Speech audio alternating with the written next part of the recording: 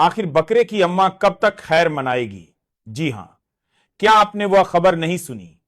आज एक और बड़ा घोटाला फूट पड़ा है। चुनावी घपलेबाजी, वोट चोरी, लोकतंत्र की लूट, और वह भी सबूतों के साथ।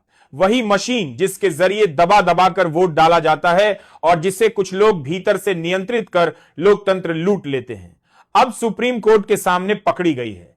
लेकिन चुनाव आयोग इसे मानने को तैयार क्यों नहीं है? दोस्तों, अगर आपको हमारी पत्रकारिता अच्छी लगती है, आप हमारे चैनल का हिस्सा जरूर बने। वीडियो को लाइक करके चैनल को सब्सक्राइब जरूर करें। जब रिकाउंटिंग हुई तो नतीजे पलट गए। जो जीता था वह हार गया और जो हारा था वह जीत गया। और यह सब उस सुप्रीम कोर्ट के जजों के सामने हुआ है जो अगले चीफ जस्टिस बनने वाले हैं। वही जज जो एसआईआर मामले पर सुनवाई कर रहे हैं। इस बीच राहुल गांधी और चंद्रबाबू नायडू की फोन बातचीत, जयंत का अखिलेश को संदेश, मोदी शाह के पैरों तले जमीन खिसकने जैसी खबरें सामने आई हैं। सवाल यह है कि चंद्रबाबू नायडू पर्दे के पीछे क्या खेल रच रहे हैं? उनके पास केवल 16 सीटें हैं, लेकिन क्या यह खेल पूरी तस्वीर पलट सकता है? इतिहास में पहली बार सुप्रीम कोर्ट में ऐसे सबूत सामने आए हैं कि चुनाव आयोग एक बड़े मामले में फंसता दिखाई दे रहा है और मोदी सत्ता चंद्रबाबू नायडू के जरिए अपनी बैसाखी संभालने की कोशिश कर रही है। वहीं राहुल गांधी 70 लोकसभा सीटों पर वोट पर देखने को मिला है, लोकसभा सीटों पर वोट पर दिखाई दे रहा है। इतिहास में पहली बार सुप्रीम कोर्ट में सत्ता चंद्रबाबू नायडू के जरिए चोरी और फर्जीवाड़े के खुलासे करने की तैयारी में है। वाराणसी के लोगों को 2-2 सांसद मिल चुके हैं। पूर्व चुनाव आयुक्त अशोक लवासा ने एसआईआर मामले पर बड़ी बात कही है और पूर्व मुख्य चुनाव आयुक्त राजीव कुमार के खिलाफ सूत्र सक्रिय हो गए हैं। सुप्रीम कोर्ट में ईवीएम खेल पकड़ा गया और अब राहुल गांधी को रोक पाना नरेंद्र मोदी के बस की बात नहीं रह गया है। राजनीति अब नायक फिल्म के जंबर पाना की सीन जैसी हो गई है, क्योंकि राहुल गांधी ने ऐसा मुद्दा पकड़ लिया है जो मोदी का वर्तमान और भविष्य दोनों चौपट कर सकता है। 2014 में कांग्रेस और सहयोगी पार्टियों के खिलाफ आरएसएस और बीजेपी ने मोर्चा खोला था और पिछले 11 सालों से नागपुर वालों ने सिस्टम कंट्रोल किया था। मगर 2022 की भारत जोड़ो यात्रा ने दिखाया कि सत्ता चाहे जैसी भी हो, जनता के बीच उठने वाले मुद्दे उसकी ताकत दिखाते हैं। अब गोदी मीडिया के चैनल खबरें चलाने लगे हैं कि राहुल गांधी 2024 में 70 सीटों का आंकड़ा दिखा सकते हैं और यह देश में फर्जीवाड़ा किस तरह हुआ उसका खुलासा करेंगे। महादेवपुरा सीट का आंकड़ा ही पूरे हिंदुस्तान का माहौल बदल चुका है। बनारस में मोदी के खिलाफ गुस्सा बढ़ गया है। सोशल मीडिया पर राहुल गांधी के वीडियो वायरल हो रहे हैं और जनता बदलाव के लिए तैयार हो रही है। राहुल गांधी ने 13 अगस्त को अपने वकील से कहा कि सुरक्षा की मांग वापस ले लो। उन्हें किसी सुरक्षा की जरूरत नहीं और डर नहीं है। पंजाब दौरे के दौरान उन्होंने किसानों को देखकर रास्ता बदल लिया और खुद की हिम्मत दिखाई। यही हिम्मत अब वोट चोरी के मुद्दे पर खुलासों में दिख रही है। जगदीप धनखड़ के इस्तीफे और चंद्रबाबू नायडू के कनेक्शन को लेकर दिल्ली में सवाल उठे, लेकिन कोई नेता सामने आकर पुष्टि नहीं कर रहा। पूर्व उपराष्ट्रपति भी बोलने की हिम्मत नहीं कर पा रहे। मोदी सत्ता के खिलाफ मीडिया भी दबी जुबान है। सुप्रीम कोर्ट ने हरियाणा के पानीपत जिले के बुवाना लाख गांव में ईवीएम और दस्तावेजों की जांच कराई। जब रिकाउंटिंग हुई तो हारा हुआ जीत गया और जीता हुआ हार गया। यह पहला मामला है जब कोर्ट में गिनती का नतीजा पलट गया। राहुल गांधी ने मृत घोषित लोगों को अपने घर बुलाकर चाय पी और उनके वोट का अधिकार सुरक्षित किया। नागरिकता और वोटर अधिकार की संवैधानिक जटिलताओं ने इस मुद्दे को और गंभीर बना दिया। सुप्रीम कोर्ट और मुंबई हाईकोर्ट ने स्पष्ट किया कि वोटर आईडी, आधार या राशन कार्ड ही नागरिकता के सबूत नहीं है। बिहार में एसआईआर पर फैसला आने तक विपक्ष और जनता संविधान के अधिकारों की रक्षा के लिए लड़ रही है। बनारस में अजय राय ने अपने आप को सांसद घोषित किया और साफ कहा कि मोदी ने वोट चोरी की। उत्तराखंड में बुजुर्ग सड़कों पर चिल्ला रहे हैं। पश्चिम बंगाल में मुख्य सचिव ने चुनाव आयोग के सामने अनियमितताओं को उजागर किया। बिहार में 65 लाख से ज्यादा वोटरों के नाम लाल स्याही के साथ दर्ज हैं। टीएमसी के अभिषेक बनर्जी ने मोदी सरकार को चुनौती दी कि पहले सरकार बर्खास्त की जाए और फिर पूरे देश में स्पेशल इंटेंसिव रिवीजन हो। पूर्व चुनाव आयुक्त अशोक लवासा ने कहा कि मतदाता सूची में शामिल व्यक्ति को बार बार अपनी पात्रता साबित करने की जरूरत नहीं। बिहार में जो हो रहा है वह संवैधानिक अधिकारों के खिलाफ है। राहुल गांधी जनता के बीच यह मुद्दा उठाकर लड़ाई को संविधान के नाम पर ले गए हैं। दैनिक Tribune, social media, viral video, supreme court की गिनती और राहुल गांधी की रणनीति यह दिखा रहे हैं कि लोकतंत्र पर खेल अब सामने आ गया है। यह केवल राजनीतिक झगड़ा नहीं बल्कि संविधान और नागरिक अधिकारों की लड़ाई है। जनता अब जाग चुकी है और विपक्ष उसका प्रतिनिधि है। जैसे जैसे राहुल गांधी ने वोट चोरी और ईवीएम घोटाले के सबूत जनता के सामने रखने शुरू पर गांधी को डरक पर दिया है। जनता का अधिकारों की सबूत लड़ाई है और विपक्ष उसका प्रतिनिधि किए। विपक्षी दलों में हलचल बढ़ गई। नेताओं के बीच खींचतान साफ नजर आने लगी। चंद्रबाबू नायडू और राहुल गांधी की रणनीति पर लगातार चर्चा हो रही है। वहीं मोदी शाह की सत्ता पर दबाव लगातार बढ़ता जा रहा है।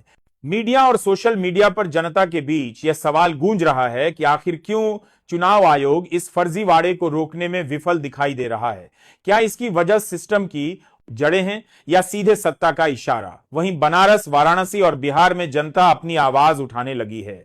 मृत घोषित लोगों को वोटर सूची में वापस लाकर राहुल गांधी ने यह संदेश दिया कि लोकतंत्र और संविधान के अधिकार केवल कागज पर नहीं बल्कि जमीन पर भी लागू होने चाहिए। सुप्रीम कोर्ट और चुनाव आयोग की निगरानी में यह स्पष्ट हुआ कि सिस्टम में छुपा खेल कितना बड़ा है। देश के सबसे बड़े लोकतंत्र में ऐसे मामलों की अनदेखी अब मुमकिन नहीं। साथ ही यह भी साफ हो गया कि सत्ता के डर और दबाव के बावजूद जनता के मुद्दों को दबाना आसान नहीं, क्योंकि सोशल मीडिया, प्रेस और नागरिक समाज की सक्रियता ने इसे सार्वजनिक बना दिया है। इसी बीच बीजेपी और आरएसएस की रणनीति भी लगातार बदलती दिखाई दे रही है। उन्हें पता है कि यदि राहुल गांधी ने 70 सीटों का डाटा सार्वजनिक कर दिया तो सत्ता की नैतिक और कानूनी वैधता पर गंभीर सवाल उठेंगे। यही कारण है कि मोदी सरकार की बैसाखियों की मजबूरी अब और स्पष्ट हो गई है। विपक्ष की यह रणनीति सिर्फ राजनीतिक लड़ाई नहीं बल्कि संवैधानिक अधिकारों की रक्षा की लड़ाई बन चुकी है। लगातार जनता के बीच जाकर यह साबित कर रहे हैं कि लोकतंत्र के नियमों और संविधान की मर्यादा को कोई भी सत्ता अपने निजी लाभ के लिए तोड़ नहीं सकती। बिहार, उत्तर प्रदेश, कर्नाटक और पश्चिम बंगाल में यह मुद्दा अब हर राजनीतिक चर्चाओं का केंद्र बन गया है। जनता की सजगता और जागरूकता ने यह दिखा दिया कि अब वोट का अधिकार सिर्फ चुनाव आयोग या सत्ता के हाथ में नहीं बल्कि सीधे जनता के हाथ में है। यही वजह है कि सुप्रीम कोर्ट, सजगता, कोर्ट, मीडिया और जनता के बीच इस मुद्दे ने नई गंभीरता और संवैधानिक महत्व हासिल कर लिया है। अब देखना यह है कि 2024 के चुनाव में यह खुलासा किस तरह सत्ता के खेल को बदलता है और क्या लोकतंत्र की अम्मा अब सत्ता की हर चाल को जनता के सामने बेनकाब कर पाएगी। इसलिए दोस्तों, इस लड़ाई में हर नागरिक की जागरूकता और सूचना की पहुंच सबसे बड़ा हथियार बन गई है। यही कारण है कि हम इस चैनल के माध्यम से इस मुद्दे को हर घर तक पहुंचाने की कोशिश कर रहे हैं। इसीलिए वीडियो पसंद आए तो ज्यादा से ज्यादा लोगों तक पहुंचाएं। पहली बार हैं तो चैनल सब्सक्राइब करें। हमसे जुड़े रहने के लिए धन्यवाद। जय हिंद। जिन चैनलों पर आपको दिन रात बताया गया कि मोदी जी भगवान के अवतार हैं, अब वही चैनल चुप हैं, क्योंकि मोदी के अपने मंत्री ने वह सच बोल दिया है जिसे राहुल गांधी महीनों पहले कह चुके थे। धांधली की कहानी अब गोदी मीडिया के रिमोट से भी कंट्रोल नहीं हो पा रही, तो क्या अब सच्चाई के सामने उनका कैमरा भी झुकेगा या बस आपके टीवी के वॉल्यूम को ही म्यूट कर देंगे? पूरी खबर बताएंगे हम आपको इस वीडियो में, लेकिन उससे पहले आपसे एक छोटा सा अनुरोध है, इस वीडियो को लाइक कीजिए, शेयर कीजिए दोस्तों और परिवार के साथ, और कमेंट करके बताइए कि आप इस वीडियो को भारत के किस शहर या राज्य से देख रहे हैं। आखिर वही हुआ जिसका अंदाजा बहुत पहले से था। मोदी के ही मंत्री ने राहुल गांधी के दावों पर मुहर लगा दी है। इतनी बड़ी मुहर कि अब सवाल सिर्फ धांधली तक नहीं, सीधे प्रधानमंत्री मोदी की सांसदी तक पहुंच गए हैं। दरअसल जब से राहुल गांधी ने संसद में एटम बम फोड़ा, बीजेपी खेमे में खलबली मच गई।